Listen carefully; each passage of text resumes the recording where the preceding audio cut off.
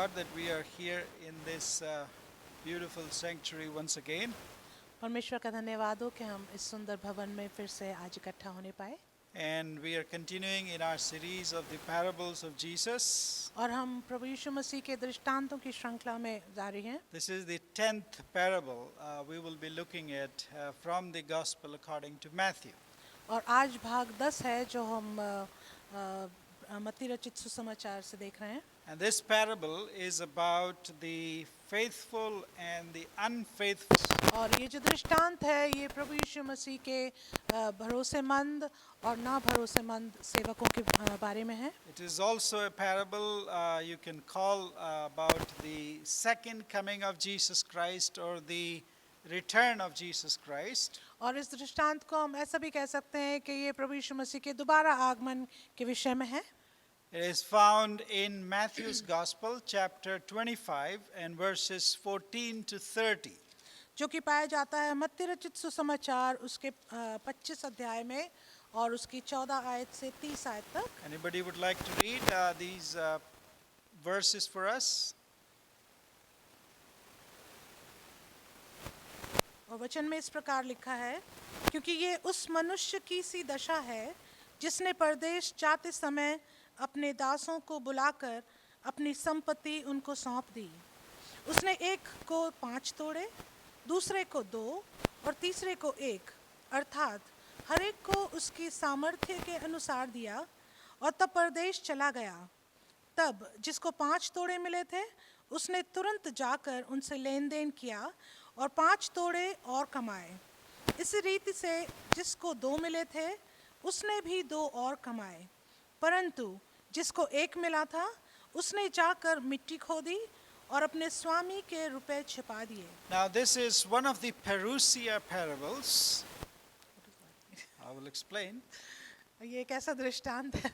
Parousia parable simply means about the return of Jesus Christ. और ये ऐसा दृष्टांत है जो हमें शिक्षा देता है प्रभु यीशु मसीह के वापस आने के लिए, दोबारा Jesus आगमन के लिए। has been using these parables, प्रभु यीशु मसीह ये जो दृष्टांत है इनको इस्तेमाल करते आए हैं, especially emphasizing the return of Jesus Christ in establishing and accomplishing and consuming his kingdom. और प्रभु यीशु मसीह इन दृष्टांतों को खास तौर से केंद्रित कर रहे हैं अपने आने के विषय में और परमेश्वर के राज्य को स्थापित होने के विषय में। Remember at this time, आप याद रखें इस समय में Jesus is very slowly but steadily approaching his death in Jerusalem. आप याद रखें कि प्रभु यीशु मसीह धीरे धीरे अपनी मृत्यु की तरफ बढ़ रहे हैं यरूशलेम की ओर। The opposition to his ministry is increasing day by day. और विरोध और उनकी सेवा के प्रति जो विरोध है वो हर दिन प्रतिदिन बढ़ता जा रहा है। Out of thousands of people who were following Jesus, और हजारों लोग जो प्रभु यीशु मसीह के पीछे चल रहे थे, they are leaving him in droves now. और अब जो है वो लोग यीशु को छोड़ते जा रहे हैं। Only a few are left with him. और अब कुछ ही लोग रह गए। And Jesus therefore is becoming clearer and clearer in proclaiming himself to be the Messiah. और अब प्रभु यीशु मसीह इन लोगों के बीच में अपने आप को स्पष्ट रीति से बताते जा रहे हैं कि वो मसीहा That है, he is the promised Messiah. कि वही है जो एक प्रॉमिस किया हुआ मसीहा That है, he is the Savior sent by God. और वही है जो मसीहा और उद्धारकर्ता जो परमेश्वर ने भेजा है जिसको। But then he is also emphasizing that this Messiah will soon be arrested and killed. और वो ये भी बताते जा रहे हैं कि जो मसीहा है ये बहुत ही जल्दी पकड़वाया जाएगा और मारा That जाएगा। kind of a teaching has put off several thousands of his disciples off him. और ऐसी शिक्षा के कारण कई लोग प्रभु यीशु मसीह के पीछे चलना छोड़ And दिए। to the ones who are still with Jesus, और अब जो लोग प्रभु यीशु मसीह के साथ हैं भी, they are also curious, if you are going to die, then what is going to happen to the kingdom that you have been talking about? और अब जो शेष लोग उनके पीछे हैं वो भी उत्सुक हैं ये जानने के लिए कि क्या शिक्षा दे रहे हैं प्रभु To यीशु मसीह। them, उनके लिए Jesus is bringing these stories one after the other. और उनके लिए प्रभु यीशु मसीह एक के बाद एक करके इस तरह से कहानी And in बताते जा most रहे of हैं। them, और ज्यादातर में he is now stressing that this Messiah will be back. और अब वो उनको ये शिक्षा दे रहे हैं, बताते जा रहे हैं, स्पष्ट कर रहे हैं कि जो मसीहा है ये वापस आएगा। Not only will he rise from death, न केवल वो मृत्यु से जय पाएंगे, but after a certain time. परंतु कुछ समय पश्चात, We are not told how much. हमें नहीं पता कितना समय, How much is the gap? How long is the gap? How long is going to be the wait? और हमें नहीं मालूम कितना इंतजार है इसके बाद, But this is for certain पर ये निश्चित है that Jesus Christ will come back. आमेन, कि प्रभु यीशु मसीह वापस आएंगे। In this parable also, इस दृष्टांत में भी you will notice that in the first few verses, तो हम कुछ आयतों में देखेंगे, when it says, for it will be, the kingdom of God will be, जिसमें इस प्रकार कहा गया है कि परमेश्वर का राज्य इस तरह से होगा, like a man going on a journey, जो एक व्यक्ति की तरह है जो यात्रा में है, who called his servants and entrusted to them his property. जिसने अपने दासों को बुलाया और उनको अपनी संपत्ति उनको सौंप दी। Then in verse 15, end of verse 16 says, he went away. और फिर 15-16 आयत में कहा है कि वो चला गया। Why? क्यों? We are not told. हमें नहीं बताया गया क्यों, But what is the stress? लेकिन बात क्या है, He came back. वो वापस आया। Verse 19. 19 आयत में हम देखें, After a long time, बहुत दिनों के बाद the master of those servants came back and settled account with them. बहुत दिनों के बाद उन दासों का स्वामी आया और उनसे लेखा लेने लगा। So Jesus is stressing और इसलिए प्रभु यीशु मसीह इसमें हमको ये बताना चाह that रहे this हैं is not going to happen immediately. कि ये जो है ये तुरंत नहीं होगा, It may be delayed. The parousia, the return of Jesus will be delayed. और प्रभु यीशु मसीह का दोबारा आगमन में देरी हो सकती है। But remember that even in the previous chapter, a previous parable, पर आप याद रखें जो पिछला वाला जो दृष्टांत था, Matthew chapter 25, मत्ती 25 में from verse 1 to 13, आयत 1 से 13 में, we also saw, and also in the previous chapter, Matthew chapter 24, और हमने मत्ती 24 में भी देखा था, in all of them, the exhortation that Jesus was stressing, इन सब में जो प्रभु यीशु मसीह हमें बताना चाह रहे हैं remain watchful. कि जागृत रहो, Because you do not know when the bridegroom or when the master is coming back. क्योंकि तुम्हें नहीं मालूम कि दुल्हा या स्वामी कब वापस He is आएगा। also stressing वो ये भी बता रहे हैं, that no one knows the hour or the day when he will be back. वो ये भी बता रहे हैं कि कोई भी इस बात को नहीं जानता कि वो कब वापस So आएगा। quite similar to the previous chapters in chapter 25 and 25 and all the parables in them, और जो भी दृष्टांत पहले बताए गए, this parable in Matthew chapter 25 ये दृष्टांत जो मत्ती 25 में है, goes a little further. ये और भी आगे हमें ले चलता That है we should not only be watchful, कि हमें ना केवल ध्यान देना है, but also be faithful to what God has entrusted us while he is away from us. परंतु प्रभु यीशु मसीह हमें सिखाना चाह रहे हैं कि जबकि स्वामी दूर है, हमें अपने आप को विश्वास योग्य बनाकर रखना Not है, only be watchful, ना केवल जागृत रहना है, but also be active, परंतु हमें व्यस्त रहना है, involved in performing the responsibilities that he has left us with. और जो जिम्मेदारियां प्रभु यीशु मसीह ने हमें दी हैं उनके प्रति जागृत रहें और एक्टिव रहें, So much so active इतने ज्यादा व्यस्त रहें that even if his return is delayed, कि यदि उसका आने में देरी भी हो जाए we will be found fruitful when he returns. तो हम प्रभु यीशु मसीह के आने पर हम फलदायक दिखाई So देंगे। verse 1 of this parable in Matthew chapter 25 and verse 14, और इस दृष्टांत की जो पहली आयत है मत्ती 25-14 में, this suggests that this parable is tightly related to the previous parable. और ये हमें बताता है कि ये पिछले दृष्टांत से काफी जोड़ खाता The है। parable earlier we saw last week was the parable of the 10 virgins. पिछले हफ्ते जो हमने दृष्टांत देखा था वो 10 कुंवारियों के विषय में था And they were asked to be watchful.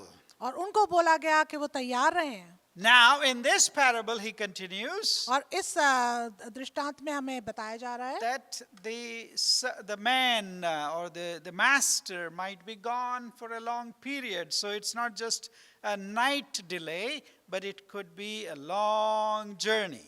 और इस दृष्टांत में बताया जा रहा है कि ये जो स्वामी है इसके आने में देर हो सकती है, ना केवल एक रात की, लेकिन हो सकता है ये कोई लंबी यात्रा हो। And my dear friends, इसलिए मेरे मित्रों, what is he trying to convey through this? तो प्रभु यीशु मसीह हमें इसमें क्या बताना चाह रहे हैं? That वो ये है that even though he is gone, कि यद्यपि वो यहाँ हमारे बीच में नहीं है, चले गए हैं, he has left something with us. उन्होंने हमारे लिए कुछ छोड़ा So है। in the first parable, the first thing that we see in this parable, इसलिए जो पहली बात हम इस दृष्टांत में देखते हैं, they got what? उनको क्या मिला? Talents. उनको कुछ तोड़े मिले। What does talent mean? तोड़े का अर्थ क्या है? In some of the versions it says they received talents, different number of talents. और किसी अनुवाद में लिखा है कि उनको अलग-अलग संख्या के तोड़े दिए गए। Our English, modern English means talents as abilities, capabilities, or skills. और यदि आज की भाषा में देखा जाए तो उसको हम किसी प्रकार की क्षमता कह सकते हैं। But that's not what is written in the Gospels. पर ये नहीं है जो सुसमाचार में दिया गया। The word talent, the English word talent that we think now, and it has been translated in some of the versions of the English as he gave them different talents. और ये उस तरह से नहीं है जैसे हम अपनी समझ से इसको समझते हैं। But in the original language it means property. लेकिन मूल भाषा में ये प्रॉपर्टी की तरह है। It means wealth. उसका मतलब है धन, It संपन्नता। means something material. It could be cash. और हो सकता है ये धन हो, कुछ भौतिक चीज। It's not talents in the terms of abilities and capabilities or skills that he has given us. और ये ऐसी बात नहीं जो हम सीख लेते हैं या जो क्षमता हमारे पास है, But the property, the actual cash, hard cash, handed over to them. पर ये उस प्रकार का धन है जो दिया गया। It could be made of gold or silver or some other precious metal. हो सकता है किसी सोना, चांदी या किसी और मेटल से बना हो। It was also a unit. The word talentos in the original was also a unit or the measure of certain gold or silver coins. और ये एक तरह से जैसे किसी चीज का माप दिया गया हो। It is actually a lot of money. और देखा जाए तो ये बहुत ज्यादा धन है। In our today's terms, और आज की भाषा में a talent meant thousands, couple of thousands of dollars. और आज की भाषा में टैलेंट का मतलब है, तोड़े का मतलब है बहुत ज्यादा पैसा। Or if it was gold, it was hundreds of kilograms of gold. और यदि ये इसको सोने के रूप में जाना जाए तो कई किलो का सोना। It is also in our modern language, modern understanding of the word talent. और आज की भाषा में यदि हम इसको समझें, The NIV footnote says in that few hundred, $300,000, one talent. और किसी अनुवाद में उसको समझाया गया है 300,000 वर्थ है। That's thousands of dollars of worth of money that he left with his servants. और ये उस प्रकार से है जैसे स्वामी कई हजार रुपए डॉलर छोड़ के गया अपने दासों के साथ। And these talents that he has given them और ये जो तोड़े उन्होंने दिए are in a decreasing order. वो कम होते गए। One received 5, एक ने 5 तोड़े पाए, one received only 2. एक ने केवल 2 पाए। Even if we count them as $100,000, so one received 500,000, $500,000. और यदि हम उसको $1,000 के भाषा में देखें तो उसका हो सकता है उसको 500,000 मिला हो। The second received only और $200,000, दूसरे ने $200,000 and the पाए other received only 1. और आखिर वाले ने केवल एक 100,000 That पाए। one was also about $100,000. और वो जो एक जो था वो भी काफी ज्यादा था। So the talents are distributed according to what? तो ये जो तोड़े बांटे गए ये किस अनुसार बांटे गए? Let's see in Matthew chapter 25 देखेंगे हम मत्ती 25 में and verse 15 onwards. उसमें हम 15 आयत से देखेंगे। To one he gave 5 talents, उसने एक को 5 तोड़े दिए, to another he gave 2, दूसरे को 2 to another one he gave 1, और तीसरे को 1, and to each according to his ability. Then he went away.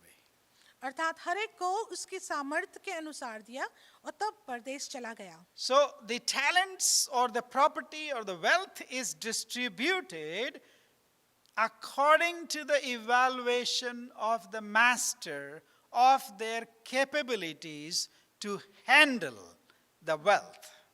और जो तोड़े दिए गए वो हर एक को उसकी क्षमता के अनुसार वो कितना कर सकता है उसके अनुसार दिए गए, According to their individual capabilities, और व्यक्तिगत रूप से वो क्या कर सकते हैं। the master evaluates और जो स्वामी है वो इस बात को ध्यान करता and है he entrusts them actually a huge amount of money. और उसी के अनुसार वो काफी धन उनको प्रदान So करता the है। parable is stressing और इसलिए जो दृष्टांत है वो हमें आज बता रहा है what Jesus has been teaching earlier too, जो यीशु अभी तक सिखाते आ रहे हैं that to whom much is given, कि जिसको ज्यादा दिया गया from him also shall much be required. जिसको ज्यादा दिया गया उससे ज्यादा ही लिया जाएगा लेखा। You know, some people want to identify these talents with spiritual gifts, और कुछ लोग जो है इसकी तुलना करते हैं आत्मिक दानों से, or they are sometimes compared with the law or the gospel or the teachings that we have been given. या फिर उनकी तुलना करते हैं व्यवस्था से या शिक्षाओं से जो हमें दी गई हैं। But then it will be difficult to compare पर ये जो है ये हमारे लिए मुश्किल होगा with तुलना what करना Jesus was trying to teach through this parable. जो उस बात से जो प्रभु यीशु मसीह हमें सिखाना चाह रहे हैं इस दृष्टांत से। Actually, this word talent was in fact real hard cash or coins or gold or silver or precious metals. और ये जो तोड़े थे ये खास तौर से देखा जाए तो ये धन के रूप में थे, चाहे वो सोना चांदी हो या कोई किसी प्रकार का मेटल हो। But more than that, पर उससे ज्यादा what matters is जो हमें जानने की जरूरत है what these servants did with what they received. और उससे ज्यादा जानने की जरूरत ये है कि हर एक दास ने क्या किया जो तोड़ा उनको दिया गया उसके साथ। So secondly, इसलिए दूसरी बात, let's find out what they did with these talents. और उन्होंने जो कुछ भी इन तोड़ों के साथ किया। In verse first one, what did he do? पहले वाले ने क्या किया? As soon, not in relation to when the master leaves or when the master is coming back, इस बात को ध्यान रखते नहीं कि उसके स्वामी ने कब जगह छोड़ी या कब वो वापस आया, he took a prompt action as soon as he received something. लेकिन उसने तुरंत उसको लेकर कार्य किया जैसे ही उसने उस धन को पाया। He put his money to work. उसने उस पैसे को काम में लगाया, Not related to the owner's departure, but to the receiving. As soon as he received it, he started working on it. ये बात देख के नहीं कि उसका स्वामी कब गया, लेकिन उस काम को लेकर जो उसको दिया गया उसने तुरंत काम किया। And what did he do उसने क्या किया? with the 5 talents that he received? जो 5 तोड़े उसको मिले थे उसने क्या किया? Can somebody tell me what did he do? Okay, and Made more talents. 5 more. So So- can we say he doubled his money? Yes. तो क्या हम कह सकते हैं कि उसने अपने पैसे को दुगना कर दिया? What percentage of growth would you say that would be if he had 5 and he made it 10? 100% growth. Hallelujah. उसने 100% और कमाया। I don't know what he did with that, but he earned 100% growth. मुझे नहीं पता उसने क्या किया, लेकिन उसने 100% कमाया। What did the second servant do? और दूसरे सेवक ने क्या किया? He also put his money to work and made 100% growth, because for 2 talents he returned 4 talents. Now he doubled his money. इसी प्रकार से दूसरे सेवक ने भी किया, उसको जो 2 तोड़े मिले थे उसने 100% और कमाकर 2 और कमा लिए। The third servant also received 1 talent. That is also not a small money. और तीसरे सेवक ने भी 1 थोड़ा कमाया, जो कि एक छोटा धन नहीं था। How much he earned? उसने कितना कमाया? Come on. 0% growth. Absolutely. कुछ भी उसमें बढ़ोतरी नहीं हुई बल्कि 0% था। From 100% growth to 0% growth. अब हम देखते हैं 100% से अब 0% रह So the गया। first two servants तो जो पहले और दूसरे जो दास थे who had received 5 and 2 talents, जिन्होंने 5 और 2 तोड़े कमाए, they felt responsibility to the gift that they had received. उन्होंने इस बात की एक जिम्मेदारी ली उस धन के प्रति जो उनको दिया We गया। are not told whether they were worthy or deserving, हमें नहीं पता कि वो इस लायक थे, but they received a gift. परंतु उन्होंने उस दान को पाया And they were given something, they were given a task to do something with those gifts. और उनको कुछ कार्य दिया गया था उस तोड़ों के साथ करने के They लिए। went on their assignment, उन्होंने इस कार्य को किया immediately began to work. और तुरंत उन्होंने काम पे लग गए। And they set up probably some kind of a business. और हो सकता है उन्होंने किसी प्रकार का बिजनेस किया हो। They worked hard उन्होंने मेहनत करी on the capital that they had received और जो भी धन उनको मिला था and made it grow. और उसको बढ़ने दिया। And not just grow, ना केवल बढ़ने दिया but doubled the amount. पर जो कुछ दिया गया था उसका दुगना कर They दिया। really took their responsibility, their task, their assignment very seriously. और उन्होंने अपनी जिम्मेदारी को बहुत ही गंभीरता पूर्वक लिया। But the third servant, परंतु जो तीसरा सेवक who had था received only 1 talent, जिसने केवल एक थोड़ा पाया, he was unwilling to either work or even take some kind of a risk. और वो किसी भी प्रकार की हानि उठाने के लिए तैयार नहीं था, ना वो काम करना चाहता According था। to verse 18, 18 आयत के अनुसार what did this third servant do with the money that he had received? ये तीसरे सेवक ने क्या किया उस धन से जो उसको दिया गया था? He dug a hole in his house or somewhere and he hid that $100,000. और जो उसको धन मिला था उसने उसको जाकर मिट्टी खोदकर और उस स्वामी के पैसे को छुपा दिया। This way he thought it will be safe और उसको ऐसा लगा कि वो जो है वो किसी प्रकार से सेफ रहेगा and he could return to his master whatever he had received. और वो अपने स्वामी को वापस लौटा देगा जो उसने पाया। So we see तो इसलिए हम यहाँ देखते हैं in Matthew chapter 25, मत्ती 25 में verse 19, उसकी 19 आयत में what does happen there? Verse 19, anybody wants to read that for us? 19 आयत में क्या लिखा है? बहुत दिनों के बाद उन दासों का स्वामी आकर उनसे लेखा लेने लगा। Yeah, so the master now begins the accounting. He returns after a long time. और अब हम देखते हैं कि स्वामी जो है वो वापस आता है और उनसे लेखा लेता है। This is a parable about the return of Jesus Christ to inaugurate his kingdom.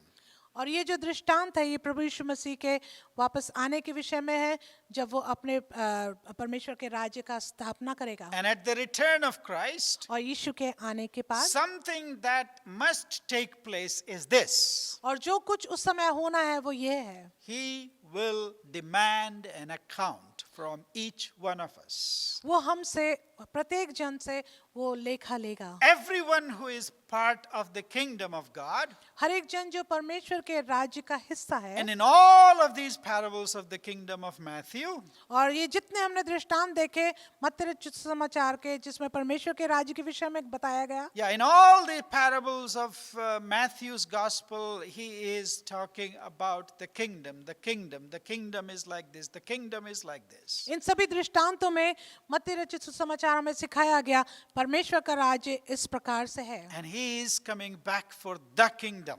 और वो वापस आ रहा है अपने राज्य के He लिए। has already inaugurated the kingdom. उसने परमेश्वर के राज्य का ऑलरेडी पहले से ही स्थापना कर दी। While he is on earth, while he was walking on this earth, जब प्रभु यीशु मसीह इस पृथ्वी पर थे and now he leaves as though in this parable on a journey. और इस दृष्टांत के अनुसार जैसे प्रभु यीशु मसीह एक यात्रा में जाते But हैं, when he comes back लेकिन जब वो वापस आएंगे to rule this earth for 1,000 years, for a millennium, कि इस पृथ्वी पर जब वो राज्य करेंगे 1000 वर्ष तक, that will begin with an accounting and judgment. और प्रभु यीशु मसीह का आना हमको तैयार करना चाहता है एक लेन देन के लिए, लेखा जोखे के लिए और न्याय के लिए। The problem with us is हमारे साथ समस्या ये है we don't want to give an account. कि हम लेखा नहीं देना चाहते, especially with people of my color in our culture. If you give some task or something to somebody, our problem is it's a cultural problem.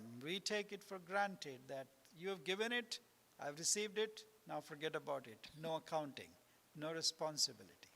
और खासतौर से हमारे संस्कृति में इस प्रकार से है, यदि हमको कुछ दिया जाता है तो हम उसको बस यूं ही लेकर सोच लेते हैं कि आपने हमें दिया और हमने ग्रहण कर लिया। Perhaps that was the situation in the culture that Jesus was ministering. हो सकता है ये उस समय की संस्कृति में भी हो जहाँ जब प्रभु यीशु मसीह शिक्षा दे रहे हैं। Therefore, in most of his parousia parables, the parables about the return of Christ, इसलिए ज्यादा से ज्यादा जो दृष्टांत प्रभु यीशु मसीह अपने दोबारा आगमन के विषय में दे रहे हैं, Jesus tells about the accounting part very, very clearly. इसलिए प्रभु यीशु मसीह बहुत ही स्पष्टता से ये लेखा देने वाली बात को कर रहे हैं। He settled an account, the word that is written in verse 19 of Matthew chapter 25. मत्ती 25:19 में लिखा है कि उसने उनके साथ लेखा जोखा देना चाहा, It was a commercial term. और ये कमर्शियल भाषा थी। It was like an audit.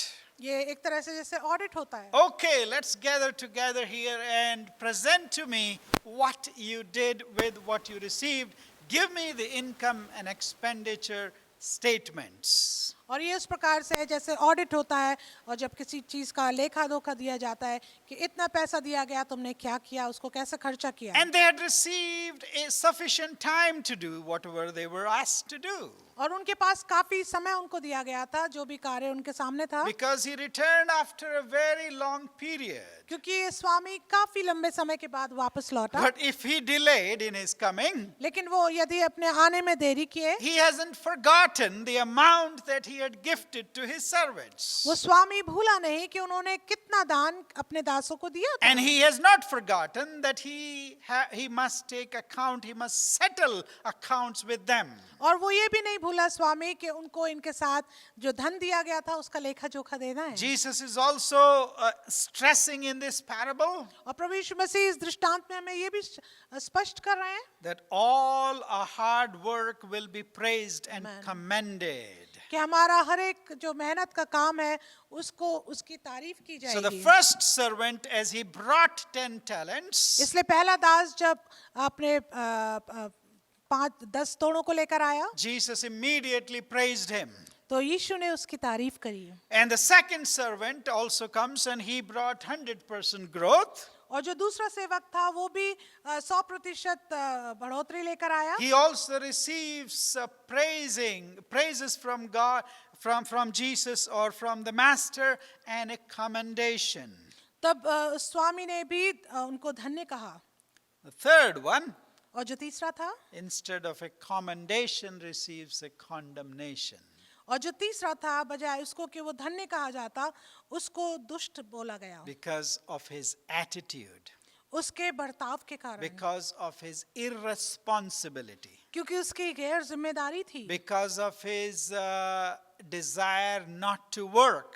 क्योंकि उसकी इच्छा नहीं थी कि वो काम करे, So he receives condemnation. इसलिए उसको दुष्टता बताई गई। Also see the contrast that Matthew is trying to make. और जो दूसरी बात मत्ती हमें सिखाना चाह रहे हैं, For both the servants, in the previous servants who had doubled their wealth, और जो पहला और दूसरा दास था जिन्होंने अपने धन को दुगना किया, he calls them good and faithful servant. वो उनको धन्य और विश्वास योग्य दास बोलते हैं। But to the third one he says wicked and slothful servant. बल्कि जो तीसरा दास है उसको वो दुष्ट और आलसी बोलते हैं। Jesus is praising their character.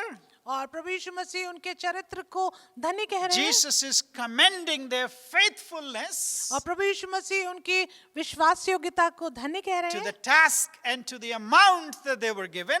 उस कार्य के लिए और उस धन के लिए जो उनको दिया गया। On the other hand, दूसरी तरफ the third servant, he is calling his character out and calling him wicked because of his attitude. और तीसरे दास को प्रभु यीशु मसीह दुष्ट और आलसी कह रहे हैं क्योंकि उसका ऐसा बर्ताव है, And also his character in terms of his inactivity, he is called slothful, lazy. और क्योंकि वो कार्य नहीं करना चाहता था उसको आलसी भी बोला गया। Also look at his third characteristics of this third servant. और तीसरे दास की हम ये भी बात देखेंगे, What does he do? वो क्या करता है? 24. तब जिसको एक तोड़ा मिला था उसने आकर कहा, हे स्वामी, मैं तुझे जानता था कि तू कठोर मनुष्य है. Okay, how does he begin his speech when he is called for accounting? जब उसे लेखा लिया जाना था तो वो किस प्रकार की भाषा इस्तेमाल With an करता है? accusation. एक तरह से वो लांछन लगाता है. I know what kind of a man you are. मैं जानता हूँ तू किस प्रकार का मनुष्य है. You are a hard man. तू तो कठोर You're मनुष्य also है. a harsh man. तू बहुत कठोर मनुष्य है. You are a difficult person. और तू बहुत ही परेशान करने वाला जन है. In the original language, और मूल भाषा में it means that you are a hard master who requires things from his servants that shouldn't be required. You are unjust, you are harsh, you are hard, you are a difficult man.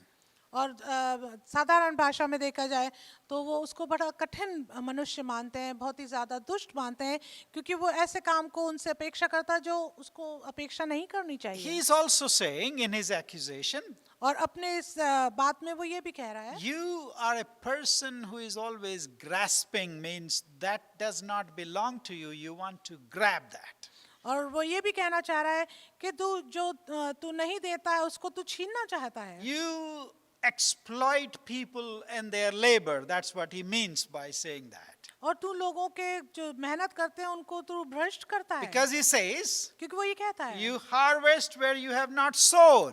तू वहाँ काटता है जहाँ बोता नहीं. So the person that is asking him the account, इसलिए जो जन उनसे लेखा ले रहा है, he is putting the blame on him, the accusation on him, वो उनके ऊपर दोष लगा रहा है and saying that you are somebody who doesn't want to sow, but you want to reap. That means you exploit people's labor, you exploit people's money, you exploit people's lands, and you exploit people. और वो कह रहा है कि जहाँ तू नहीं बोता वहाँ से काटता है. इसका मतलब तू भ्रष्ट करता है लोगों को, उनकी मेहनत को. Secondly, दूसरी बात, in this third servant, ये जो तीसरा सेवक है, we see fear. हम एक प्रकार का भय देखते हैं. And he confesses that. और वो इस बात को मान लेता है. In verse 24, 24 आयत में he says, Master, I knew you to be a hard man, reaping where you did not sow, and gathering where you scattered no seed. और उसमें इस प्रकार लिखा है, हे स्वामी, मैं तुझे जानता था कि तू कठोर मनुष्य है. तू जहाँ कहीं नहीं बोता वहाँ काटता है और जहाँ नहीं छींटता वहाँ से बटोरता है. Verse 25, 25 आयत में, so I was afraid, इसलिए मैं डर गया and I went and hid your talent in the ground. Here you have it, you have what is yours. और डर के कारण जाकर मैंने तेरा तोड़ा मिट्टी में छिपा दिया. देख, जो तेरा है वो ये है. He was afraid, वो डरा हुआ था and his fear was rooted in the fear of losing, in the fear of failure of his activities. और जो उसका जो डर था वो एक प्रकार से ऐसा था कि वो हो सकता हार जाएगा या किसी काम में असफल होगा. He knew about his master, it seems, ऐसा लगता है कि वो अपने स्वामी को जानता था that he always wanted growth. कि वो हमेशा बढ़ोतरी चाहता He है. is even willing to gather from wherever he has not sown. वो ऐसी जगह से बटोरना चाहता जहाँ उसने बोया नहीं. And therefore he was afraid और इस कारण वो डरा हुआ था. to act upon the gift that he had received. वो जो तोड़ा उसको मिला था उसके ऊपर कार्य करने के लिए. He completely ignores and doesn't want to talk about his own irresponsibility and his own inactivity. और अपने आलसीपन के कारण वो इतना ज्यादा डरा हुआ था कि वो अपने आलसीपन को के बारे में सोचता नहीं. While the other servants immediately put to work the money that they had received, बल्कि जो दो दूसरे सेवक हैं उन्होंने तुरंत अपने पैसे को काम में the लगाया. only hard work that this man did was to dig a hole and put all the money underneath it, and after that, for a long time, he was inactive. और ये जो तीसरा सेवक था इसने मेहनत करी केवल इस काम में कि उसने मिट्टी में गड्ढा खोदा, इस पैसे को दबा दिया और बहुत लंबे समय तक वो बिल्कुल आलसी रहा He is now making excuses. और अब वो बहाने लगा रहा है He does not take any responsibility for his inaction. और वो अपने इस आलसीपन के लिए कोई जिम्मेदारी He भी has नहीं not लेता been faithful to his master or to the gift that he had received. और वो विश्वास योग्य नहीं रहा अपने स्वामी के प्रति ना उस तोड़े के प्रति जो उसने पाए So what does he receive in return from the master? तो वो अब स्वामी से क्या प्रतिफल पाता है Condemnation. दोष And he also not only receives condemnation, अब वो केवल दोष नहीं पाता but he also loses what he had before. लेकिन अब जो कुछ भी उसके पास था वो उसको भी खो देता है The master tells, take from him 1 talent, that is thousands of dollars, and give it to the one who had made 10 out of 5.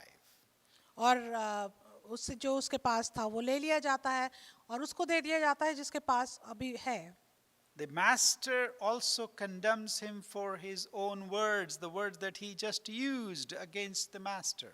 और स्वामी जो है वो इस सेवक को इस बात पे भी दोष लगाते हैं क्योंकि इस सेवक ने स्वामी के ऊपर दोष If you लगाया knew that I was hard, यदि तुझे मालूम था कि मैं कठोर हूँ if you knew that I expect growth, यदि तुझे मालूम था कि मुझे बढ़ोतरी चाहिए if you knew that I am so harsh that I want to gather even from where I have not sown, यदि तुझे मालूम था कि मैं वहां से बटोरना चाहता हूँ जहाँ मैंने बोया नहीं you knew about me, तुझे मेरे विषय में you मालूम knew था about my nature, तुझे मेरे स्वभाव के the बारे में master मालूम था doesn't condemn him for that.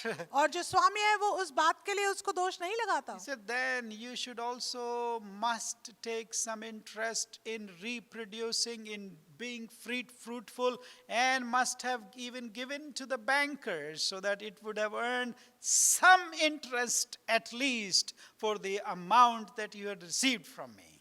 और उसका स्वामी उससे बोलता है कि तुझे कम से कम कुछ नहीं तो उसका लेन देन करना चाहिए था ताकि तुझे उसका कुछ ब्याज मिलता और इसमें बढ़ोतरी होती And he doesn't stop there. और वो यहाँ नहीं रुकता He orders, the master orders, और जो स्वामी है वो उसको आदेश देता है take away from him the talent that he has received. और उससे कहते हैं कि ये जो थोड़ा इसको दिया गया इससे छीन लो The master and servant relationship is severed. और जो एक स्वामी और दास की जो एक रिश्ता है वो खत्म हो गया And it doesn't stop there. वो यहीं खत्म नहीं होता He is also abandoned to a place where nobody wants to be. और उसको ऐसी जगह पे छोड़ दिया जाता है जहाँ कोई जाना नहीं चाहता My dear friends, मेरे मित्रों the fourthly that we see in this parable, चौथी बात जो हम इस दृष्टांत में देखते हैं Jesus now repeats his kingdom rule. प्रभु यीशु मसीह अब इस परमेश्वर के राज्य का जो एक रूल है उसको दोहराते हैं Verse 29, उसकी 29 आयत में for to everyone who has will more be given, and he will have an abundance. But from the one who has not, even what he has will be taken away.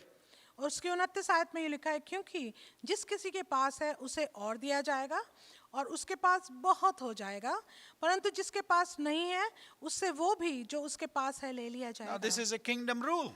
ये तो एक rule है परमेश्वर के राज्य का Jesus has told them earlier also in several of his parables. और प्रभु यीशु मसीह ने अपने शिष्यों को पहले से भी बता दिया अपने दृष्टांतों में For example, in 30th chapter also he has told them, और उसके 13 अध्याय में भी सिखाया गया to the one who has, जिसके पास है more will be given, उसको और दिया जाएगा he will have an abundance. और उसके पास बहुत आयत से And to होगा the one who much has been given, he will be also required to give more. और जिसको ज्यादा दिया गया उसको ज्यादा हिसाब देना पड़ेगा Even in the Old Testament, we find the same principle. Jesus is not bringing something new. पुराने नियम में भी हम ऐसे सिद्धांत को पाते हैं ये कोई नई बात नहीं जो यीशु यहाँ लाए हैं Remember Saul, आपको याद है शाऊल राजा the first king of Israel? इस्राएल का पहला राजा He wasn't fruitful. वो फलदायक नहीं था He wasn't effective.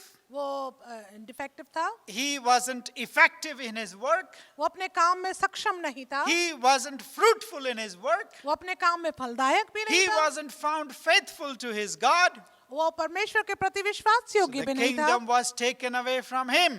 उससे राज्य ले लिया गया and it was given to David. और वो दे दिया गया दाऊद को। And in the same way, there are so many examples in the Old Testament that we find. और इसी प्रकार से पुराने नियम में हम उदाहरण पाते The हैं। wicked servant is called, you are worthless, you are wicked because of his ineffectiveness. और जो दुष्ट सेवक है उसको निकम्मा ठहराया गया, दुष्ट ठहराया गया Because- क्योंकि उसमें कार्य करने की क्षमता नहीं Because है। he failed to do what was required of him from his master. क्योंकि वो असफल रहा उस हिसाब को देने में जो उसके स्वामी ने उससे जब लेखा लिया। He was entrusted with something. उसको कुछ कार्य दिया गया था, He was entrusted with a task. उसको एक सेवा दी गई थी। And in the kingdom of God, the kingdom principle is और परमेश्वर के राज्य में उसके राज्य का जो सिद्धांत है that you and I may be given something. कि मुझे और आपको कुछ दिया गया It's हो, not just our spiritual gifts, न केवल आत्मिक दान, but the very grace of God that we had received. लेकिन परमेश्वर का अनुग्रह जो हमने पाया That itself is a gift. ये भी तो एक दान है। And God wants us to use it for His purposes for the kingdom. और परमेश्वर चाहता है कि हम इस दान को इस्तेमाल करें। You may have also received a house. आपने भी घर को पाया You may होगा, have received a job. आपको कार्य भी मिला You may होगा, have received a vehicle. आपको एक गाड़ी भी मिली होगी You may have received a building like this. और आपको ऐसा भवन भी मिला होगा You may have received lots of friends. और आपको बहुत से मित्र भी मिले You may होंगे have received lots of people to give counsel to you. और आपको बहुत से ऐसे लोग मिले होंगे जिन्होंने आपको काउंसिल दिया You होगा। may have even just received a book. हो सकता है आपको केवल एक किताब मिली You may हो have just received an opportunity to listen to the message of the gospel. और आपको केवल एक छोटा सा अवसर मिला होगा कि आप सुसमाचार को It सुनें। is by the grace of God. ये परमेश्वर के अनुग्रह के It is कारण not है। because you deserve it or I deserve it, ये इसलिए नहीं क्योंकि मैं और आप इस काबिल हैं, but God has been लेकिन gracious परमेश्वर अनुग्रहकारी है and He provided that talent, that money, or it could be anything. और परमेश्वर ने वो आपको दिया, वो किसी भी रूप में हो सकता है। We have been entrusted with a lot of things. हमें बहुत सी चीजों का भागीदार बनाया गया। It is time to take an inventory of what God has entrusted to us. और अब ऐसा समय है जब हम इस बात के ऊपर ध्यान लगाएं कि हमको क्या दिया गया। The matter is not how much, और बात ये नहीं कि कितना, but what we are doing with whatever we have been entrusted with. लेकिन हम उसके साथ क्या कर रहे हैं जो कुछ भी हमको दिया गया। That gift of God, the grace of God in itself is a gift and a task given to us. परमेश्वर का अनुग्रह जो हमें दिया गया वो स्वयं भी हमारे लिए एक कार्य है। And that grace must make us active in the kingdom. Amen. और ये जो अनुग्रह हमको दिया गया इसके कारण हमको व्यस्त होना है, परमेश्वर के राज्य में काम करना है। We must make the best use of the gift that God has entrusted to us, whatever that gift might be. और जो भी दान परमेश्वर ने हमें दिया है हमें उसके प्रति वफादारी से हमें उसकी जिम्मेदारी उठानी We है must also make it fruitful. और हमें उसको फलदायक We बनाना है must make it bear fruit. और हमें ऐसा बनाना है कि उसमें से फल दिखाई दे। That's why the logo of this church is. और इसलिए जो हमारे चर्च का लोगो है, Can anybody repeat that? Come on. कोई What बोल is the सकता logo है of South Asian Church? हमारे चर्च का लोगो क्या है? Not just bearing fruit, न केवल फल लाना abiding first and bearing fruit. It goes hand in hand. और हमें परमेश्वर में बने रहना है ताकि हम फल लाएं, ये साथ साथ Not चलता है। abiding in a building, न केवल एक बिल्डिंग में रहना, not abiding in a fellowship, न केवल एक संगति में and रहना just enjoying the fellowship or the building or the church. और केवल इस आनंद उठाते रहें संगति का और चर्च का, But also bearing fruit. लेकिन फल लाएं। Are we bearing fruit? क्या हम फल ला रहे हैं? We will have to give an account one day. हमें इसका लेखा देना पड़ेगा एक दिन। Jesus, in fact, expects it. परमेश्वर हमसे अपेक्षा करते हैं यीशु। And the lack of engagement, और यदि इसकी कमी होगी the lack of activity, और यदि काम करने में व्यस्तता नहीं the होगी lack of performance, और यदि हम उसको दिखाएंगे नहीं the lack of multiplication of the gifts and the graces that we have received और यदि बढ़ोतरी नहीं दिखेगी हमारे परमेश्वर का अनुग्रह जो हमको दिया गया उसके प्रति, is in fact an insult, an affront to the Master who has graciously granted us those gifts. तो ये एक प्रकार से तौहीन है परमेश्वर के उस अनुग्रह के प्रति जो हमको दी गई। and an account must be taken, एक लेखा दिया जाना है and a punishment will be received if we are found inactive. और इसके लिए दंड मिलना जरूरी है यदि हमें इसके प्रति अगर हम आलसी रहे तो। So in this parable there are two kinds of servants. और इस दृष्टांत में दो प्रकार के सेवक हैं। One is faithful, एक विश्वास योग्य है, another is unfaithful. दूसरा है अविश्वास In योग्य। which category do you find yourself in today, my dear आप friends? अपने आप को किस कैटेगरी में पाते हैं मेरे मित्रों? Both of them received the grace of God. Whether the amount was low or high, that's not the matter. But they were recipients, they were entrusted. दोनों प्रकार के जो सेवक थे उन्होंने परमेश्वर के अनुग्रह को इन तोड़ों के रूप में पाया, चाहे वो कम हो चाहे ज्यादा हो। To have been entrusted with a task और एक कार्य को दिए जाने का मतलब है, means activity, faithfulness to that task. उसका मतलब है हमें उसके प्रति कार्य करना है और विश्वास योग्य रहना है। Perhaps like this second servant, और हो सकता है इस दूसरे दास के साथ, perhaps like this third servant actually, खास तौर से तीसरे सेवक के तरह you may be afraid हो सकता है आप डरे हुए हों afraid of failures, और असफल होने के लिए आप डरे हुए हों afraid of not being productive, और हो सकता है आप डरे हुए हों कि आप हो सकता है आप कार्य न कर पाएं afraid of taking risks, और रिस्क लेने के लिए आप डरे हों, afraid of the circumstances, आप परिस्थिति से डरे हुए हों afraid of the things around you. और डरे हुए हों आपके साथ चारों तरफ जो बातें चल रही My हैं। dear friends, मेरे मित्रों, maybe you are anxious today. हो सकता है आप चिंतित हों, You're paralyzed with anxiety, the anxiety that will make you unproductive, unfruitful.